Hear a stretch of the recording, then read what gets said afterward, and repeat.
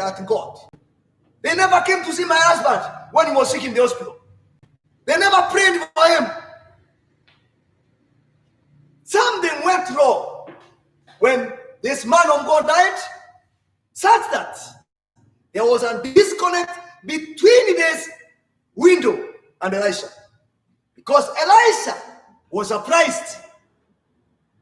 Oh, man of God, help! The creditor has come to take away my sons as bond slaves, bond servants. So Elisha asked,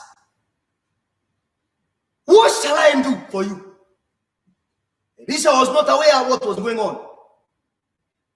It was sand. It was sand that the woman is connected with her servant. And these things happen after tragedy. People get offended. They got offended with the church. How much upon did they give me? Even the burial, they never came. And so someone decides to live on her own. It is not right. Whatever happens in life, never be disconnected with the servant God has given you in life. However, Elisha never bothered with that. He tried to minister to her, and he ministered to her. We have talked about that in the past. Now, another sad example in 2 Kings chapter 4, verse 27. Now, the Shunammite woman and Elisha, we have talked about that. Elisha served this woman. Now, the child whom Elisha and the prophesied got sick. They were with his father in the farm. He said, in my head. The father said, take him to the mother. When he was taking the mother, the boy slept on the mother's lap. And then at noon, the child died. Then the Shunammite woman wanted to run after Elisha. So he sent someone to tell the husband to give him a horse or a donkey. I want to run to the man of God. So the verse 27 shows now the woman arriving at Elisha. From me is not told me. Can you hear what Elisha is saying? Something has happened here. A soul is fetched within her. And the Lord has not shown it to me. He has hid it from me. In other words, there was a spiritual disconnect. The umbilical cord, the invisible, spiritual umbilical cord between the sheep and the servant, between the Shunammite woman and Elisha, and been broken. So he tells Elisha, don't chase her away. Something has gone wrong here. Something has gone wrong. A soul is fetched within her. And the Lord has hid it from me. He has not told me. Because something went wrong. What went wrong? What went wrong? How can the child had been sick, and Elisha did not know? How? The child is sick, Elisha does not know.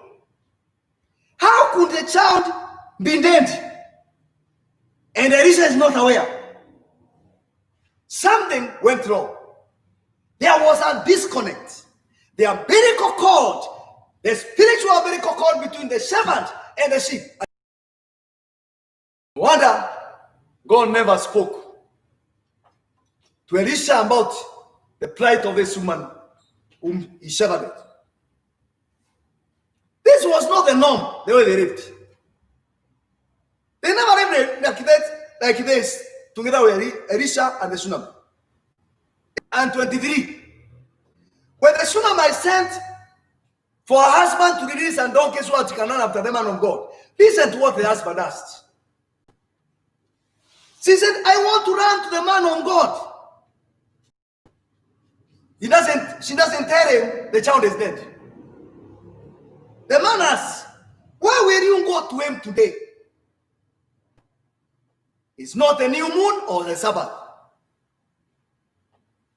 I want you to see something was going on in this home. Why will you go to him today? It is not the new moon. It's not the Sabbath.